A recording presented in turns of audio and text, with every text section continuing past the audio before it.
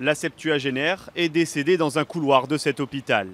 Mardi soir, elle est transportée ici alors qu'elle souffre de graves troubles de la circulation sanguine et présente un pouls anormalement faible.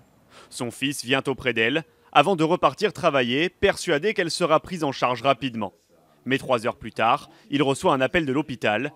Sa mère vient de décéder d'un arrêt cardiaque, sans avoir plus de détails. 3 jours après, je me dis, quand je l'ai quitté ma mère à 16h30, je pensais jamais qu'elle allait mourir aux urgences, et dans le hall, sur le brancard des ambulanciers que je venais de quitter.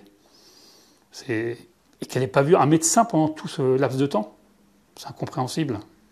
Pour sa défense, l'hôpital explique que ce jour-là, les urgences étaient bondées et que d'autres cas plus critiques devaient être traités avant elle. Pourtant, selon les ambulanciers, Yvette Mandel n'a vu aucun médecin pendant ces 2h30, pouvant juger de la gravité de son état. Une enquête interne a immédiatement été ouverte et aucun dysfonctionnement n'a été constaté. La famille n'a pas eu de contact avec l'hôpital depuis mardi, hormis un appel de la directrice 3 jours après les faits pour lui proposer d'avoir accès au dossier médical.